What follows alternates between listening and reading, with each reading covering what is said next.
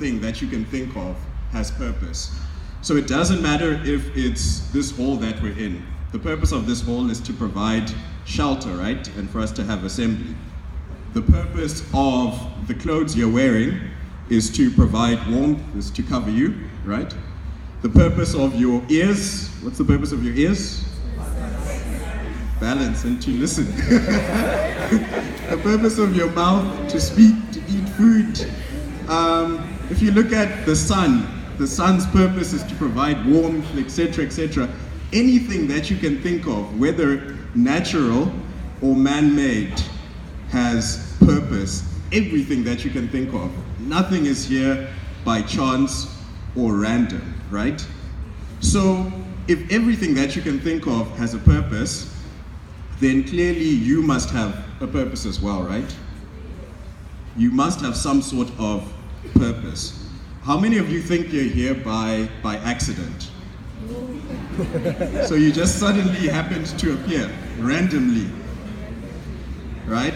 If you look at the universe, so look at, I don't know if you guys have done geography or anything like that, right?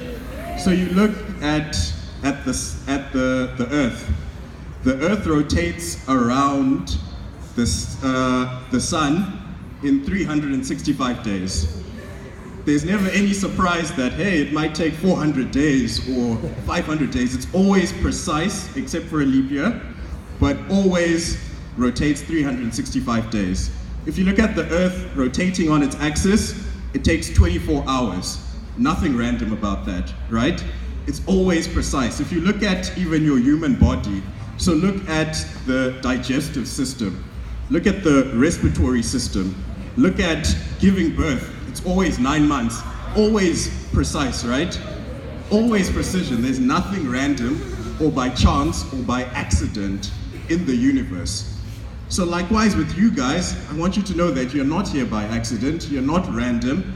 Just as everything has precision and is precise, likewise you were created precisely and with precision and with a purpose.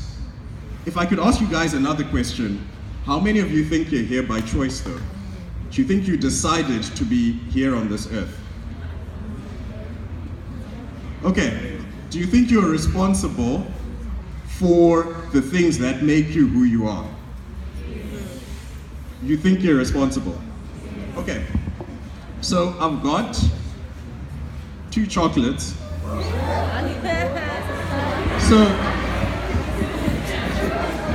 So what I'm going to do is, I'm going to ask a couple of questions, and if you were responsible for making these things happen, then I will give you the chocolate. So the first person who puts up their hand and says, yes, I was responsible for making this happen, I'll give you the chocolate. Okay, so let's go. Not yet. Okay, so who was responsible, were you responsible for your sex? So whether you're male or female?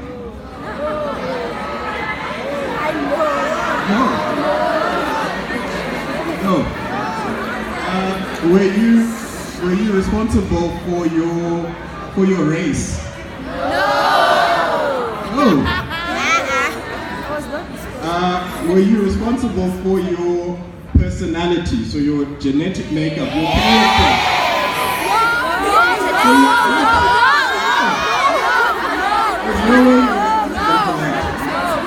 Okay, so your nature, no one can answer that they were responsible for it.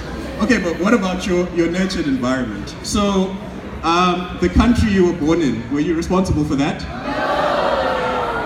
Come on, guys, no one. What about the city you were born in? No? Did you choose your parents? No. Come on, guys, I want to give this chocolate. Did you choose your family that you're born in? Oh, guys, come on.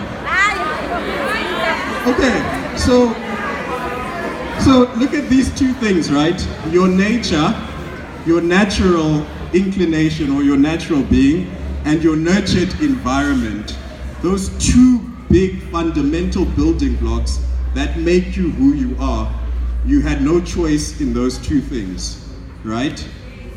You had no choice in them, but those two big things actually make up who you are.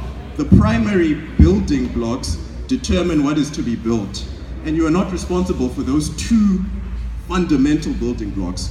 So who do you think was responsible for those two things? Who's that? Whoever says God, come and get the chocolate first.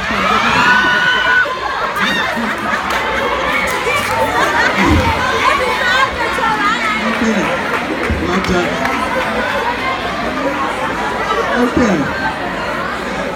Okay, guys,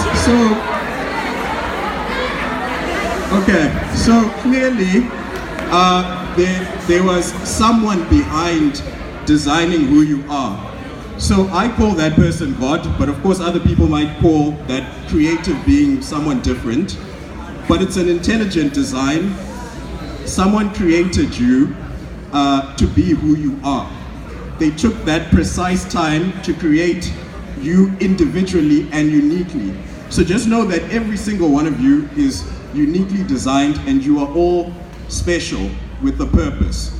Now, in terms of trying to figure out what your purpose is, the best placed person to ask what my purpose is should be the creator, right? Because he knows you best. So let me give you an example. If you look at a cell phone, so Audra there has an iPhone 6S, right? So that iPhone 6S, imagine if I asked you, what's your name? Lupumi. Okay, so if I asked him, can you tell me the features of that iPhone 6S? Would you be able to tell me? Okay, so you'll probably be able to tell me the basic features. It's got WhatsApp, it's got email, internet, the basic features, right? But imagine if I went to Apple, the manufacturers of this phone. They would tell me everything about this phone, every small detail about it, because they're the manufacturer. So isn't it important that we should be seeking out as a first point the manufacturer, which is the creator, which is God, to actually find out what is my purpose? What should I be doing on this earth? Why am I here? That should be your starting point. So what I want you guys to do now, just very quickly, for 1 minute, is my first challenge to you guys, is I want you to speak to the person next to you and just ask them very quickly, what do you think is my purpose? What do you think I'm good at? What do you think are my strengths? And just, so, take 1 minute.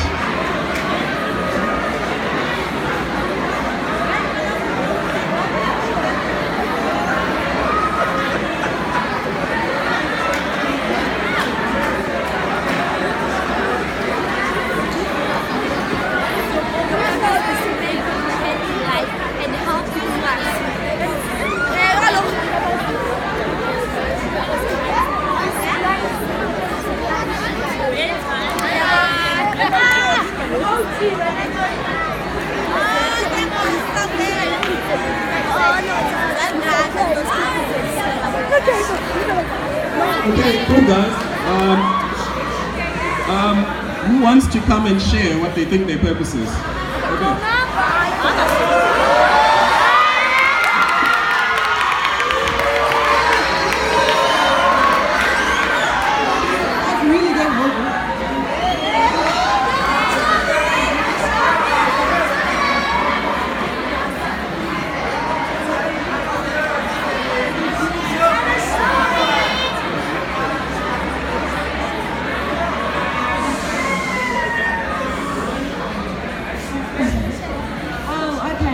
Thanks for the opportunity.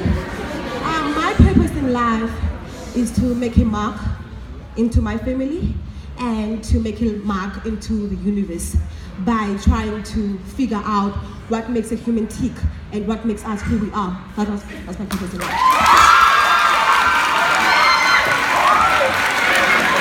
Okay. Cool, guys. Okay, so the first challenge is that what I want you guys to do this evening, sorry guys. So I'm going to give you a little bit of homework in that I want you guys to spend 30 minutes doing this exercise by yourself though tonight. So sit by yourself for 30 minutes and really try and find out and ask yourself inside, what am I supposed to be doing? What is my purpose? What am I passionate about? What do I do better than other people? What have I been uniquely designed to do? I want you to really inquire for 30 minutes by yourself and really try and introspect and say, what am I supposed to be doing? What am I passionate about? What do I do better than other people? That's the first thing I want you to do. Then you can also ask your friends, you can ask your family, ask them, what do you think I'm good at? What do you think I'm passionate about? What do I get excited about? What gets me out of bed in the morning? What can I see myself doing for the rest of my life? I want you to also then ask the people around you. And then lastly, of course, I want you, if you are a Christian, to then ask God. Inquire of God, God, what am I supposed to be doing on this earth? What is my purpose? So that is my first challenge for you today. The second challenge is, once you discover what your purpose is, you need to do something about it. It's no good knowing what your purpose is without playing a part in actually doing something about it. So I've discovered 3 things that stop us or hinder us from fulfilling our purpose, our dreams, fulfilling our potential. The first thing is fear and procrastination. So fear and procrastination is one and the same thing. So basically, a lot of people will say, no one in my family has gone to university, so I don't think I can go to university. Or, geez, what will people think if I tell them I want to be a medical doctor or an engineer? So they're fearful. Or, I really want to go to idols, but what will people think if I say I want to be the next Beyonce? So people are fearful because they're scared of what their family will think or what their friends think about them. So they think, let me not even try and fulfill my dreams or my purpose or my passion because they're fearful. So that's the first thing that stops people from fulfilling their dreams, is fear. The second thing is a lack of perseverance. So a lack of effort. So you try once, you send your university or college application once and you fail and you say, okay, let me not do it. Or you say, let me study for that exam, and then you fail once and then you say, because I failed, I'm not going to try again. So a lack of perseverance and a lack of effort is the second thing that stops you from fulfilling your dreams. The third thing is what I call distraction. So doing the wrong thing. So you know that this is my purpose and this is what I'm supposed to be doing, but you end up in drugs, or you end up drinking, or you end up with the wrong crowd, you know, and you get distracted from your purpose. Or maybe the ladies, maybe you are looking for, what do they call it, a blesser. So you get distracted trying to find a blesser or something like that. And it's all distraction, guys. It's there to take you away from your purpose and to keep you away from focusing on what you're supposed to be doing in life. So those 3 things are a big hindrance to purpose. And if you look at any successful individual, I don't know if you guys, have you heard of a soccer player called Cristiano Ronaldo? Anyone? Right? So can you imagine if Cristiano Ronaldo had never started playing football? Imagine if he was fearful and he said, you know what, I'm not even going to try this. Imagine he wouldn't be the football player that he is today. But he actually started, he wasn't fearful, and he pursued his goals of trying to be a football player. Do you guys know Caster Semenya? Yeah? So imagine if she had not persevered, not put in any effort. Imagine if she had given up after everything that happened to her and she said, you know what, I'm quitting, I'm not going to run. She wouldn't be a gold medalist right now, right? But she's a gold medalist right now because she didn't give up, she persevered, she put in the effort, and now she's a gold medalist.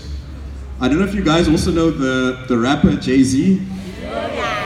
Jay-Z? Okay. So Jay-Z, right, he used to be a drug dealer. Do you guys know that? He used to sell drugs, but he had this gift of being a rap artist. And imagine if he had remained distracted as well, if he had continued dealing drugs and being in that life, he wouldn't be the person he is today. He's worth about $500 million US now. Through rapping, through his talent, because he refused to be distracted and he actually pursued his purpose. So if you look at any successful individual, guys, it doesn't matter who it is, whether it's Cristiano Ronaldo, Usain Bolt, Oprah Winfrey, Beyonce, all those people, any successful person that you can think of, they didn't try to get rich first or successful. They pursued their purpose. So whether it was playing football like Cristiano Ronaldo, then he became successful and rich. Whether it was Beyonce, she pursued music and performing and then became successful and rich. Whether it was Usain Bolt, he first pursued track and field and then he became successful and rich. That is the way to do it. You pursue your purpose and then you become successful and rich. You don't try and do it the other way. Any successful person you can think of has always pursued their purpose first. They've been good at that, passionate about it, not fearful, persevered, and not been distracted. And then they've been successful, and the wealth, the money, the success, the fame will follow. That is the order. So I want you guys to remember that. And I want to give you guys 2 illustrations to really bring this home. So if you look at a seed, right? Call it an apple seed. An apple seed has potential, right, to become an apple tree, right? The potential is in the seed. But that seed, the nature, right, has to be put in the soil, in the nurtured environment, in order for it to grow into an apple tree. So the nature and the nurture determine what is going to be grown. So an apple seed is the nature. It's thrown into the soil. It's in the nurtured environment, but then it needs to be watered, right? It needs to be nurtured. You need to water it. You need to take care of that apple seed in order for it to grow into an apple tree. And in that apple tree are many more apples and many more trees, and the cycle goes on and on and on. But it all starts with that very little seed. And you guys are that seed. You have that nature, you have that nurture, you have that potential, you have those dreams, you have that purpose. But you have to first discover it, and then you have to put effort and pursue it wholeheartedly if you really want to be successful like all those people. I'll give you another example. Let's say your destination is Googs. So Googs is the final destination, right? But your starting point is this school, is the potential.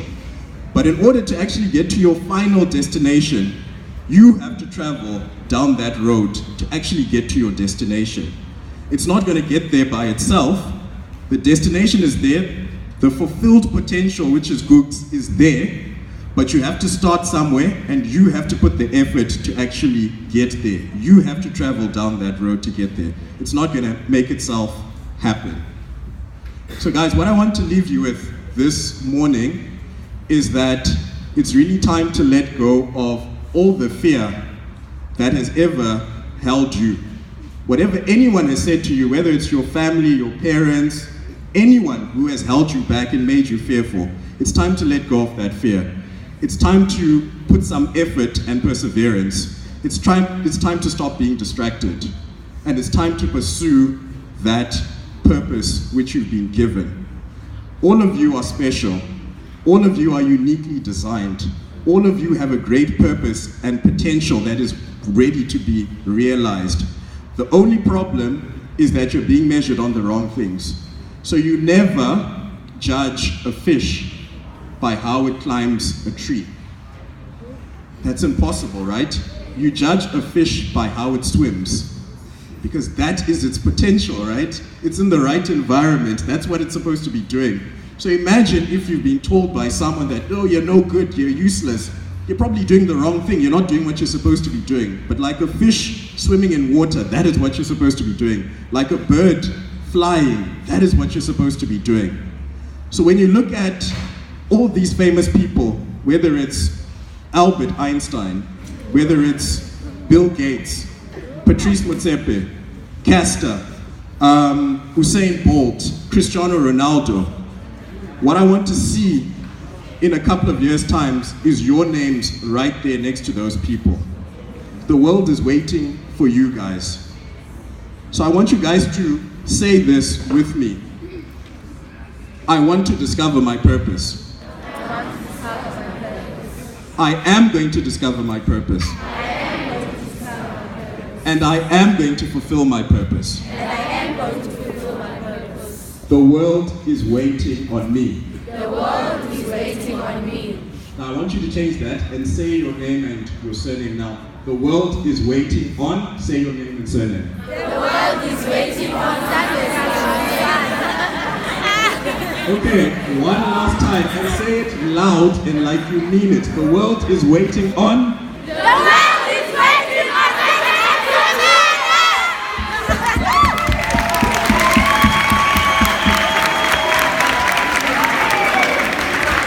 Thank you very much, Mr.